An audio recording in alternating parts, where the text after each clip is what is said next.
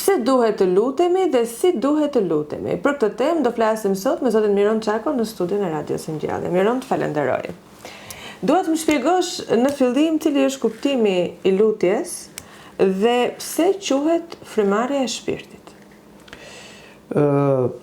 Lutja është një nga dhuratat që Perëndia i ka dhënë njeriu si qenie mendore. Dhe siç edhe përcaktojnë edhe etrit e kishës, për shembull Shënebangri i Pontit, na thotë lutja është biseda e mendjes dhe e zemrës me Perëndin. Domethënë, lutja është komunikim. Ashtu si neve si njerëz komunikojmë dhe kjo sjell sinergji midis dy njerëzve, bashkëpunim domethënë, sjell benefitet e veta, kërkesa, oferta, plotësimi atyre dhe kështu krijohet miqësia mes njerëzve. Kjo ndodh në marrëdhënie me Perëndin. Por biseda me Perëndin nuk është një bisedë në një nivel si të them të barabart, por është një bisedë që ai është Perëndia dhe ne jemi krijesat e tij. Kështu që dhe komunikimi me Perëndin është një komunikim përurësie që do të thotë në formën e lutjes. Dhe patjetër që kur ne i lutemi Perëndis, kjo nuk do të thotë se ne i lutemi Perëndis të mbushim mendjen Perëndis për kërkesat tona. Jo, nuk ka kuptimi kjo. Lutja është që jo të ndryshojmë mendjen Zotit, por neve duke bashkëpunuar me Zotin, marrim hirin e Zotit. Pra ne Zotit i kërkojmë dhe Zoti na jep. Që është ndriçimi i mendjes, shenjtërimi i shpirtit, pastërtia e trupit, shëndeti, kapërcimi i gjithë vështirësive, sfidave dhe ajo që e kulmon dhe Kisha Ortodokse është bërjesh si Zoti. Sepse njeriu është krijuar sipas ikonës Perëndis në ngjashmëri. Ikonën e kemi të gjithë. Të gjithë njerëzit që janë fara Adamit kanë atë që quhet ikonë. Domethënë kanë një shpirt inteligjent, kanë liri, kanë aftësi për dashur, kanë vullnet. Këto i kanë gjithë njerëzit. Por të qenë të ngjashëm nuk e kanë të gjithë. Sepse të ngjashëm do thotë të jesh në sinergji me Zotin. Dhe kjo arrihet nëpërmjet lutjes. Kështu që një njeri që lutet tek Perëndia arrin deri aty sa ai jo vetëm të përmbushi kërkesat e veta dhe të kalojë një jetë të mirë në këtë botë, në sfidat e saj, por mbi të gjitha ai të bëhet si Zoti. Quhet theosis në gjuhën e besimit. Këtë e arrin lutja. Prandaj lutja është nëna e gjithë virtuteve. Miron, lutja na jep edhe sigurinë vetvete. E dim që nëse na ndodh diçka ne lutemi dhe me ndihmën e Zotit do i kapërcejmë këto vështirësi. Si duhet lutemi ne? Lutja apo është personale dhe Jo, lutja është dhe personale, është dhe bashkë me komunitetin. Por ka forma të ndryshme lutje, po të gjitha konvergojnë në një qëllim, thash në bashkë bisedim dhe bashkë veprim me Zotin. Por në Kishën Ortodokse ne kemi lloje të ndryshme lutjesh. E para, kur një njeri i drejtohet Perëndis, që është i gjithë pushtetshëm, i gjithë shenjtë, ne duhet të drejtohemi në fillim fare me adhurim. Adhurimi i takon vetëm Zotit. Dhe sot, fatkeqësisht, fjala adhurim përdoret vend e pa vend. Për shembull, njerëzit thotë adhuroj këtë, adhuroj burrin, adhuroj gruan, disa adhuroj qenin, disa adhuroj profesionin. Edhe kujtojnë se është diçka e mirë, sepse është dhe një përkthim i gabuar anglishtes. Ka një fjalë të ndryshme në anglisht dhe në gjuhë të tjera, nderim dhe adhurim. Edhe ne kemi nderim dhe adhurim. Adhurimi është vetëm i takon Perëndis, që do thotë një nënshtrim total i Zotit. Absolut. Dhe prandaj kur ne i drejtohemi Zotit, dhe lutja e parë është ajo që themi lutje adhuruese, që do thotë ne adhurojmë Perëndin. Kjo bëhet edhe kur je vetëm, por edhe kur je në tempull dhe me komunitetin. Dhe si fillon adhurimi? Lavdi Perëndis, që është më të lartë ose diçka tjetër. Dhe kjo është pjesa adhuruese. Pastaj kemi lutjen falënderuese. Domethënë, ne falenderojmë Zotin që është burimi i çdo të mirë. Si thotë dhe apostulli Jakovi, çdo gjë e mirë vjen prej Atit të dritave. Kjo është lutje falënderuese. Pra, në fillim shkojmë me adhurim, pastaj fillojmë me falënderim. Sepse Zoti është i mirë, si për të mirë dhe për të ligj, dhe dërgon dhe djellin për të mirë dhe për të ligj edhe shiun, thot Krishti. Domethënë që çdo benefit që ne kemi natyrë është dhuratë. Vetëm për këtë që çdo mëngjes neve shikojmë dritën, është një mirënjohje që duhet kemi ndaj Krijuesit. Dhe plus benefitet që ka çdo njeri në jetën e tij personale. Pra duhet themi faleminderit. E treta është lutja e pendesës. Do me thënë, ne gjithmonë përpara Zotit jemi qenie mëkatare. Pra, vi me mëkate sugjershor, jemi në një botë të kontaminuar me mëkat, jemi natyre e rënë, dhe pra është e pamundur në këtë ambient ne mos mëkatojmë, siç thotë dikush, dhe një orë të jetoj njeriu në botë, pra do mëkatoj. Çështja është që kur ne i drejtohemi Zotit, ne duhet i kërkojmë dhe falje për mëkatin. Mëkati është shumë dimensional, është me mendim, fjalë dhe veprim. Pastaj, mbasi e rëndisim dhe njerë, kemi adhuruar, kemi falenderuar, jemi penduar, pastaj kemi kërkesat. Kështu vjen rrallë. Dhe kërkesat gjithmonë nuk janë imponime, Zoti nuk imponohet. Dua këtë dhe s'ka. Por gjithmonë është ajo që thotë dhe Krishti, që në fund lutja, kërkesa përfundon u bë vullneti yt. Sepse Perëndia di çfarë është e mirë për ty dhe për mua, për të gjithë. Një shenjtor thotë, sa që luta Perëndis thotë me imponim për të marrë diçka, ai ma dha dhe unë u pendova. Sepse nuk ishte ashtu siç duhej. Prandaj, në çdo kërkesë ne kemi, sado ajo të jetë e rëndësishme, imediate, përcaktuese, gjithmonë do t'ia lëm Zotit të drejtën e vetë veprimit. Jo t'ja imponojmë neve. Kjo është forma që neve të krishterët ortodoks i drejtohemi Perëndis. Edhe kur jemi vetëm, një marrëdhënie personale me Zotin, siç thotë dhe Krishti, kur je në dhomën ose dhomëzën tënde, që do thotë, jo thjesht të mbyllesh në një dhomë, po të mbyllesh brenda vetes, të futesh në zemrën tënde, jo thjesht tek ai muskuli, po në qendrën e jetës tënde që është shpirti, dhe aty gjen Zotin, sepse Zoti është frymë. Dhe adhuruesi do në frymë dhe në të vërtetë. Pastaj edhe kur shkojmë në komunitet. Kështu që ne kemi lutje personale dhe lutje komunitare ose lutja liturgjike që është kulmi i adhurimit, i falënderimit, i pendesës dhe i kërkesës. Lutja liturgjike që e bëjmë. Pra, këto janë format e lutjes që kemi ne si të krishterë. Përpara se neve për shembull të kungohemi, duhet të përgatitemi. Po. Po përpara lutjes, a duhet bëjmë ndonjë përgatitje? Po, kjo pyetje shumë e mirë. Shëmpai Sagjoriti, që është shenjtori i kohëve tona, na jep një këshill që duhet që para se të shkojmë të lutemi, të përgatitemi. Si ai motori, e jep një ikonë ai. Si motori i makinës që është i ftohur, duhet ta ngrohesh pak që të fillojë dhe të lëvizin, vajrat e gjërat. Kështu është edhe njeriu.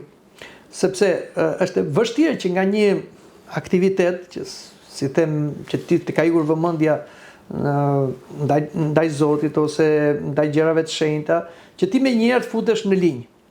Duhet thotë këshillon të lexosh pak nga shkrimi i shenjtë. Ose pak i jesh shenjtorësh. Kjo të ngroh. Dhe pastaj mund të drejtohesh në lutje. Por, duhet dish se lutja është shkenca e shkencave. Lutja nuk mësohet kështu me teori, ose me formula. Lutja mësohet duke ushtruar në lutje. Të gjithë etrit e kishës, që kanë qenë mjeshtër të lutjes, na thonë që lutja mësohet duke u lutur. Kështu që duke u lutur, ne mësoj të lutem. Njeriu e para është një qenie zakonore, do me thënë, atë që ti e bën gjithmonë, ajo mbetet tek ty. Kështu që duke pasur një kanon lutje, një rregull lutje, që duhet ta kemi gjithmonë, mëngjes, darkë ose në mesditë, pra duhet të kemi një program lutje, ajo po e bëm çdo ditë, ajo dal nga dal në mëson si të lutemi dhe e rrit kualitetin e lutjes. Derisa pasaj kemi edhe atë lutjen që njeriu arrin deri aty sa njësohet me Zotin. Dhe kjo është dhe ajo lutja që është quhet dhe lutja e Isuit, ose lutja e zemrës, që mendja shkon në shpirt dhe aty ti njësohesh me Zotin dhe ke eksperiencas e asaj dritës së pakrijuar që i themi ne, që u shfaq te Krishti në malin Tabor. Dhe këta e kanë nga eksperienca shumë e tërë të kishës. Dhe kisha na jep forma ndryshme lutje dhe kjo lutja që është Zoti Isu Krisht, biri i Perëndis, mëshiro mua mëkatarin, që lutja e doganjerit, është nga lutjet më efikase, sepse para është e shkurtër, Mund ta thuash kudo. Mëshiro Zot. Po, ose mëshiro Zot, dhe është një lutje që të mban në atë marrëdhënie të vazhduar me Zotin. Është frymarrja, siç e tha dhe ju në fillim, frymarrja e shpirtit. Ashtu si ne marrim gjithmonë frym dhe kjo bëhet në mënyrë pavetdijshme, sepse jemi mësuar me këtë. Kështu bëhet dhe lutja, kur ti e thua gjithmonë, ajo bëhet pastaj mësohet qenia jote dhe nuk rri dot pa lutje. Dhe kjo është frymarrja. Prandaj këshillojnë dhe jeti duke u mbështetur te fjalët e Shën Pavlit, apostull, lutuni pa pushim. Lutja në gjumë. Po. Çfarë është? Pavarësisht se duket pak paradoks kjo, sepse njeriu në gjumë është një person që, si them, truri i tij nuk funksionon në disa zona të trurit, por shpirti është i gjallë. Dhe lutja nuk është thjesht me tru. Lutja është me mendje, mendja shpirt. Është me zemër, pra është me qenie shpirtërore. Kështu që ka raste që kur njeriu ushtrohet zgjuar në lutje dhe ka lutjen si frymarrje, edhe kur truri, si them, flë në ato zonat e veta, shpirti është i zgjuar dhe lutet. Tregoj një rast se si ishte një murg i ri në një manastir, dhe i ra, si them, vendi afër një murgu të vjetër. Por ky murgu i ri, duke mos pasur eksperiencë, i ankohet igumenit dhe thot: "Ma ndro dhomën, tha, atë qelinta, sepse ky tha komshiu im, tha, ky lutet gjithë natën dhe nuk rrit dot, nuk flet dot, tha. Sepse Zoti Jezu Krisht, biri i Perëndis, e thot ditë, po mirë ditën, po e thot dhe natën." Atëherë igumeni nuk i tha asgjë, i tha: "Hajde me mua." Dhe ishte mes i natës, hapi derë, ai ishte në gjumë dhe thoshte lutjen në mënyrë të pavetdijshme, po që e dilte nga shpirti. Pra, kjo është ajo lutja e zemrës. Zemra nuk pushon asnjëherë. Por kjo nuk vjen menjëherë. Kjo vjen mbas një ushtrimi që ne bëjmë zgjuar, që të jemi të zgjuar dhe kur flam. Dhe ndodh për shembull që edhe kur shikojmë një ëndër, në ëndër lutesh. Sepse çfarë janë ëndrat? Janë telefonata e botës shpirtërore, dhe kur shpirti është si aktiv gjatë ditës, është aktiv dhe gjatë natës. Dhe kështu neve dim të përballojmë sulme edhe gjatë ditës dhe gjatë natës, sepse lutja është mbrojtja, është mburoja e sulmeve të ligut. Djalli ka frikë nga lutja. Asgjë nuk e largon djallin përveç lutjes. Zoti Jezu Krisht, biri i Perëndis, mëshiron katarin, përmbi shenjtë lind se marrë shpëtona, shenjtë i Perëndi lutu për ne, janë lutjet shkurtra, por lutjet, psalmet e gjithçka, lutje që bën kisha, dhe lutja është kamzhikim për djallin, bashkë me kryqin dhe me misteret e kishës, edhe me agjerimin. Këto, nëse njeriu i bën, nuk ka demon ose orgji demoniake që mund ta luftojë atë. Por nëse një njeri nuk lutet, ai është si njeri që nuk merr frym. Do atrofizohet, do vdesi shpirti, do i turbullohet mendja dhe demonët do kenë pushtet tek ai. Prandaj duhet jemi aktiv në lutje. Nuk është se Zoti ka nevojë për lutje. Nuk ka nevojë. Jemi ne ata që por ne kemi nevojë të jemi aktiv në lutje, sepse lutja, thash, është frymarrje, por lutja është komunikim, lutja është sinergji, lutja është jo vetëm shpëtim, është shenjë të ri dhe hynizim. Pa këtë nuk bëhet dot asgjë. Sepse Zoti respekton lirinë. Se disa thonë, po mirë, pse duhet të lutem unë Zotit për një gjë që ai e di? Se Zoti e di çfarë kemi ne nevojë. Por Zoti na ka krijuar sipas ikonës vet dhe një nga atributet që kemi ne është liria. Por ama Zoti nëse ti jep një diçka që ti nuk e kërkon, ai nuk ta respekton lirinë. Se ti thu pse ma dhe? Unë nuk e dua këtë. Atëherë Zoti, edhe pse di çfarë kemi nevojë, ai pret ta kërkojmë atë ne. Prandaj duhet lutemi. Dhe jep atë çfarë është e mirë. Nuk është se lutemi neve dhe Zoti dëgjon. Shpirti i shenjtë, shpirti i Atit që dërgohet në botë nga biri lutet brenda nesh.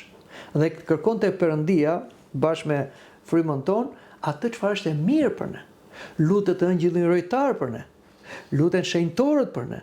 Lutet hyjlindja për ne. Lutet Isu Krishti tek Ati për ne. A e kuptoni se si shkon lutja? Se si ajo amplifikohet që shkoj tek Perëndia, që të plotësohet? Prandaj lutja është, si them, domosdoshmëri, por është edhe diçka që një mister, dhe që neve duhet të ushtrohemi në atë. Në ditët e sotme ndodh shpesh që ne njerëzit lutemi vetëm kur kemi vështirësi ose kur kemi nevojë. Po. A i dëgjon Perëndia këtë lutje? Zoti dëgjon gjithçka. Gjithçka. Por e përsëri e thot Shën Paisi, e përmend sepse ai është bashkohor. Dhe Zoti nuk është një ambulancë, thot, që kur ti je në rrezik i bie numri dhe Zoti të përgjigj. Jo se nuk përgjigjet, Zoti përgjigj, por Zoti nuk mund ta detyrojmë. Që më ndihmo se unë rash në grop, u aksidentova, më erdhi një smundje, një problem. Jo. Lutu kur je mirë që Zoti të kujtoj kur je keq. Sepse lutja është bisedë. Pra nëse unë me ty nuk do të flas, për shembull jemi bashkë këtu në këtë vend. Dhe unë nuk flas me ty, po flas vetëm kur kam interes. Do më përgjigjesh ti mua? Do thosh si më flet? Domethënë nuk të vjen zor që më flet, ti më flet vetëm kur ke nevojë. Ku është mirësjellja, ku është respekti, ku është komunikimi ynë? E njëjta gjë është me Zotin. Pra kur ne nuk i lutemi Zotit, atëherë si do kërkojmë nga Zoti kur thotë ju s'denjoni të bisedoni me mua? Nuk keni dëshirë të flisni me mua. Ose në marrëdhënie e fëmijë prindër. Si do ndjehet një prind kur fëmia e flet vetëm kur ka nevojë? Dhe nuk shkon të takoje, të bisedoje, të qëndrojë me të.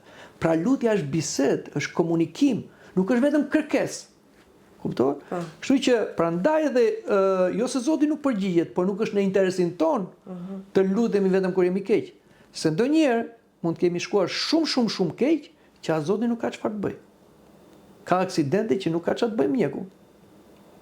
Kështu edhe Perëndia, kur njeriu ka shkuar shumë larg, se nuk të kthen dot. Pse? Jo se nuk do që të shpëtoj, por duhet t'japësh ti mundësi. Qofse ne nuk kemi asnjë mundësi që ai të veprojë tek neve, Zoti të respekton lirinë, thot. Dhe vjen ai tjetri pasaj, miku që është djalli, dhe thot ky është i imi. Ne lutemi në kish, Miron, dhe duhet ndalem pak tek sjellja në kish. Po. Lutja në kish, siç e thatë edhe ju, është lutja liturgjike shumë e rëndësishme. Pasi është një lutje komunitare. Dhe lutje zyrtare e kishës. Zyrtare e kishës. Si duhet të sillemi ne besimtarët në kish? Çfarë duhet të kemi kujdes dhe çfarë duhet të kemi parasysh? Lutja në kish ka të mirat e veta, por ka dhe ato problematikat. Pse? Sepse kur je vetëm, prandaj thot mbyllu në dhomzën tënde, largohu nga problematikat, nga ngacmimet, shqetësimet, prezenca e tjerëve, pra je vetëm ti me Zotin, është më lehtë të komunikosh. Se ti dhe Zoti. Prandaj edhe ne përdorim dhe ikonën, që është një domosdoshmëri, një mjet për lutje. Sepse duke parë ikonën, ne gjithë vëmendja shkon tek personi dhe bëhet komunikimi. Por kur shkojmë në lutje komunitare, domethënë kur shkojmë në tempull, atë je në një ambient publik dhe ti ndikohesh edhe nga ambienti që është më i madh dhe nga ato çfarë shikon dhe dëgjon shisat tona, por edhe nga si them persona të tjerë. Prandaj duhet vëmendje. Këshillojnë e tret e kishës që kur shkon në tempull përqendrohu në një pikë. Për shembull, gjej një pikë që është në interesin tënd, një ikonë. Aty përqendrohu. Mos përshëndet njëri. Le të keq kuptoj ai. Dhe ti aty përqendrohu dhe ki vëmendje në ato çfarë thon psaltët. Dhe lutu bashkë me ta. Sa më shumë të kesh vëmendje. Edhe nëse vëmendja të ikën, ktheu prap. Derisa të mbaroj, se lutja është disiplinë. Po flet me Zotin. Për shembull, në qoftë se Zoti do kishte dalë aty vizualisht, patjetër që neve nuk do të shpërqendroheshim. Por nga që Zoti na ka lënë besimin si ku shpëtimi, jo shikimin, atëherë duhet me sytë e besimit të shikosh Zotin dhe të përqendrohesh atje. Dhe mbasi mbaron liturgjia hyjnore ose shërbesa, dhe kur thuhet me uratat e etërve tan, atëherë mund të kemi pak shkujdes që të përshëndesim një tjetrin si çfarë bën atë komunikimin normal. Ndryshe, nëse ne fillojmë me këtë, ne do shkojmë bisedojmë me njëri tjetrin, do qajmë hall me një tjetrin, por lutje nuk do bëjmë as. Dhe ikën koha, dhe ti në fund do thosh, ç'a bëra? Por ti ke fyer vendin e shenjtë, sepse ke vajt në shtëpinë e Perëndisë dhe ke folur me Perëndin. A kupton? Dhe kjo të kthehet ty në bumerang, domethënë ti bëri gjithë atë shpenzim, vajt edhe në kish dhe nuk u lute. Kohë shpenzuar, por dhe dëm dhe dënim. sepse ke fyer Zotin. Prandaj duhet gjithmonë vëmendje, sa më shumë vëmendje. Gjej një vend aty, qëndro atje, dhe diçka tjetër duhet pasur kujdes mos të rreqim vëmendjen. Po. Ndoshta ne kemi diskutuar edhe këtu, por është edhe ajo për shembull vajtja në kishë edhe me fëmijët. Ndonjëherë nuk bëjnë kujdes edhe nënat. I lejnë fëmijët më të lirë, edhe të prishin atmosferën të qajnë ose të bëjnë. Nuk kemi kundër fëmijëve. Por nëse një fëmijë nuk menaxhohet nga prindrit, ti nuk e ke çuar fëmijën në çerdhe në kopësht, e ke çuar në kishë. Nëse fëmia tërheq vëmendjen, merr fëmijën, nxjerrë pak jashtë. Jo lëre fëmia aty të qajë dhe gjithë merr me fëmijën tënd, flas një aspekt, dhe ta heqim vëmendjen nga lutja. Pra duhet kujdes për veten dhe për tjerët. Ose zilet e telefonit. Ose zilet e telefonit, shujër atje, shuje, pra bëhet silencioze, se ku je? Është shumë fyese dhe acaruese kur në liturgjinë hyjnore, në momentin më të shenjtë, për shembull kur shenjtrohen dhuratat, bie zilja e telefonit ose në një predikim. E bën i ligu këtë. Ka stile për të prishur meshën, po je ti përgjegjës se nuk ke përgjegjësi. Po nëse je ftuar në mbledhjen e shtetërore, do shkojë me telefon tavë? Takim pune, patjetër. Prandaj, si thot dikush, një shenjtor, të kemi frikë Perëndis sa kemi frikë njerëzit. Lutemi me frikë Perëndis. Frika e Perëndis nuk është ajo fobia, po shkon përpara qenies hyjnore që serafimet, keruvimet, që janë qeniet më të larta angjëllore, ato rinë me frikë rreth fronit hyjnor dhe adhurojnë me frikë. Pra është frika e shenjtë. Po neve. Prandaj, të gjitha këto duhet i kultivojmë. Por, shikoj, njeriu është një qenie që duhet mësuar.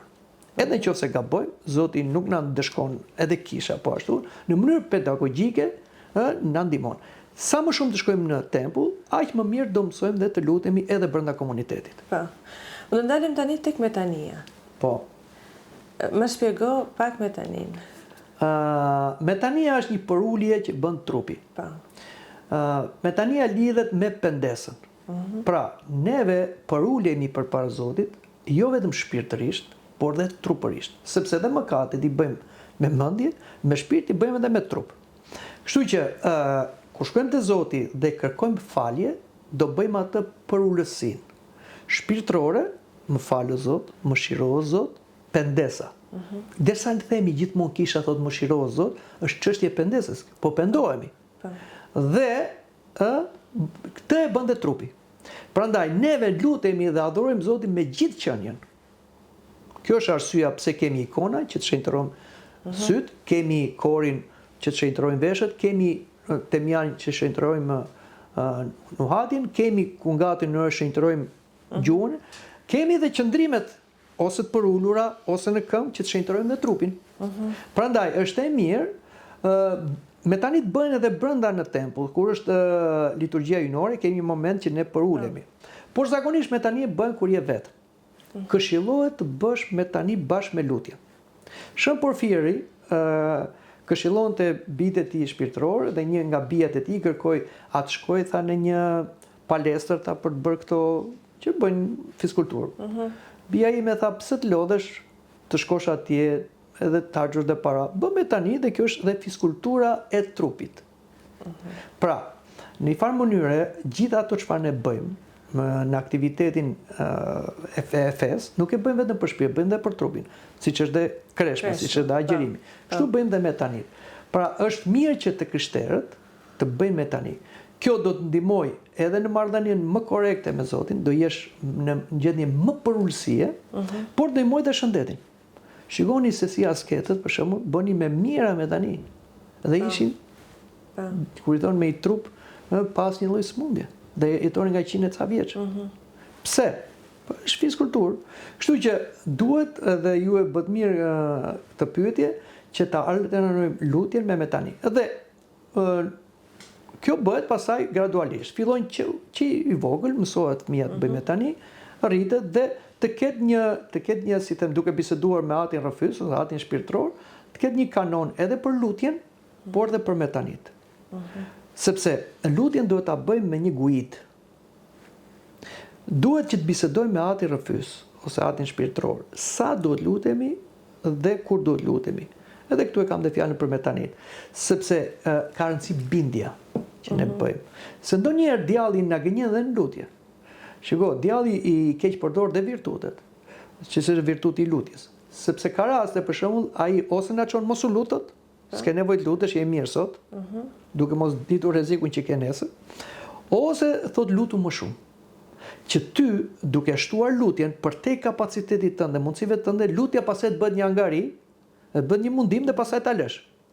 Prandaj duhet sipas statusit që kemi, sipas situatave që jemi, të kemi dhe një rregull lutje që nuk e përcaktojmë vetë, por e përcakton ati rrëfys. Kështu jemi brenda rregullit. Miron, shpesh dëgjoj njerëz që thonë unë lutem çdo ditë dhe lutem me fjalët e mia, ndërkohë që ju thoni që duhet kemi një kanon, një rregull lutjeje që na e thot aty rrëfyes. Po, shiko, nuk është se është gabim të lutesh me fjalët e tua, por çështja është apostujt e pyetën Krishtin, na mëso të lutemi. Krishti gjithmonë lutej vetëm. Nuk lutej në mënyrë publike, sepse lutja e tij me atin ishte një tjetër komunikim se sa kemi ne. Por kur i tha apostoll, na mëso të lutem, ai mësoi lutjen aty ose lutja zotërore. Këtë duhet ta ditë gjithë krishterët. Prandaj, kur ne fillojmë lutjen, duhet ta themi patjetër këtë lutje aty. Është lutja e kishës kjo. Po. Por këtu nuk mohohet dhe lutja personale me fjalët e tua. Për shembull, libri i psalmeve janë lutjet nga fjalët e profetit David. Por profeti David ishte njeri i ndriçuar nga Shpirti i Shenjtë dhe Shpirti i Shenjtë bashkë me Davidin formulonte këtë lutje në gjendje të ndryshme që kalon njeriu. Prandaj, këshillohet që të thuhen psalmet për njerëzit e shkolluar, njerëzit që dinë, është lutja më e mirë elitare që janë lutjet e psalmeve. Duhet ta kemi këtë. Pastaj janë lutjet që ka kisha, por është dhe lutja e Isuit, Zoti Jezu Krisht biri i Perëndisë që mëshiron mëkatarit. Por kemi dhe lutjet tona personale, por çështja është duhet dim se si t'i ndërtojmë të lutje personale. Prandaj edhe kisha na jep një model që ta thash, është adhurimi, falënderimi, pendimi, pastaj kërkesa. Dhe duhet dim si të drejtohemi Zotit. Për shembull, ja çfarë dëgjoj unë ndonjëherë. Vjen dikush e shkon te ikona të keqen o Zot. Ta marsha o Zot. Po si mund të thush të keqen o Zot? Po do me thënë, është një ignorancë nga ana e besimit. Nuk po them se ai është një shpirt i keq, ky person, po është i paditur. Pra lutemi gabim. Nuk mund të komunikojmë me Zotin si komunikojmë me njëri tjetrin. Prandaj kur themi lutje personale, duhet të dim se si ndërtojmë të lutje, kështu që mund të themi lutje të Zotit personale, por sipas asaj mënyrë që na mëson kisha. Është qartë. Miron, do të pyes do bëj një pyetje kështu që edhe e kam dëgjuar edhe e kam lexuar. Çfarë ndodh në kish, por që neve nuk e shohim? Gjatë lutjes. Në kish gjatë liturgjisë. Në kish ndodhin kaq gjëra që po t'i shohim ne do kishim dal nga kisha. Sepse kur fillon çdo shërbes, po sidomos liturgjia hyjnore, qielli zbret në tokë. Vinë fuqirat angjëllore, shenjtorët janë aty, zbret vetë Zoti, sa i shiku të ndodhur, dhe e para një priftëri nuk do rezistonin dot. Duke parë. Prandaj edhe Zoti e fsheh veten që t'i afrohemi. Pak shenjtor shikonin rreth, për shembull në altar, zjarrin orë dhe nuk prekshin derisa largoheshe. Dhe ka pas raste që kanë parë vegimen kish dhe kanë dalë jashtë. Domethënë, aty ndodh në mënyrë mistike si them zbritja e qiellit në tokë. Kështu që neve këtë e shikojmë me sytë e besimit. Prandaj kur hyjmë në kish dhe sidomos kur marrim pjesë në liturgjinë hyjnore, në shërbesat fetare, duhet jemi sa më shumë të vëmendshëm. Nuk po them 100%, se zor sa arrit ajo. Prandaj dhe kisha ortodokse e ka lutjen të gjatë në kohë. Pse? Di thonë, pse?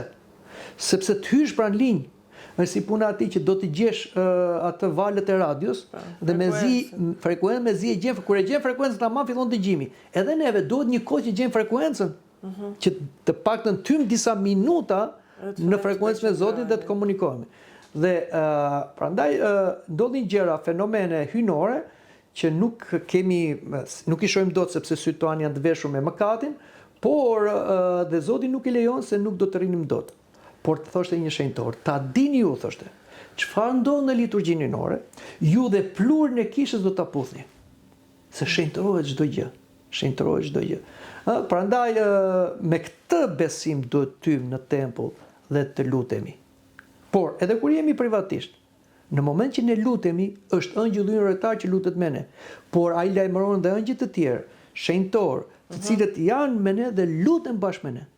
Dhe e fundi që mund të themi ndoshta për këtë vështirësinë e lutjes, lutja është një nga gjërat më të vështira që mund të bëjë njeriu. Shën Pajisi thotë të lutesh do thotë sikur i jep gjak. Pse? Lutesh vërtet, sepse lufton i ligu. Gjën që djalli lufton më shumë është lutja. Provoje. Fillon të lutesh, do dalë një problem. Do të vi gjumë. Do të bjeri telefoni, etj. Dhe do ndodhin shumë fenomene që ta prishi atmosferën e lutjes dhe lut. Po ti do të shkosh deri në fund të lutjes, ose do të ikë vëmendja. Për shembull, fillon lexon ti një psalm, shkon në fund, mendja jote ka fluturuar ku nuk ka vajtur, i ke thënë ato fjalë, po mendja s'ka lexuar asgjë. Në qoftë se mendja jote nuk i dëgjon ato çfarë thot goja, nuk e ka dëgjuar Zoti. Është një lutje kot. Dhe disa dhe luten me gjuhë të huaja. Është dhe kjo tjetra.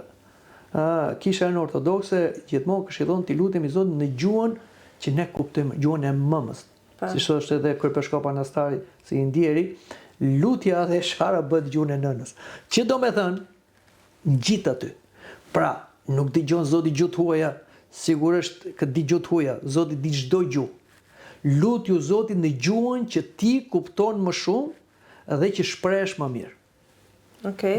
Edhe pyetja e fundit, ndezja e qerimëve në kishë. Po, qeria është një ofertë në kishë. Ne kur shkojmë te Zoti asnjëherë nuk shkojmë duar bosh.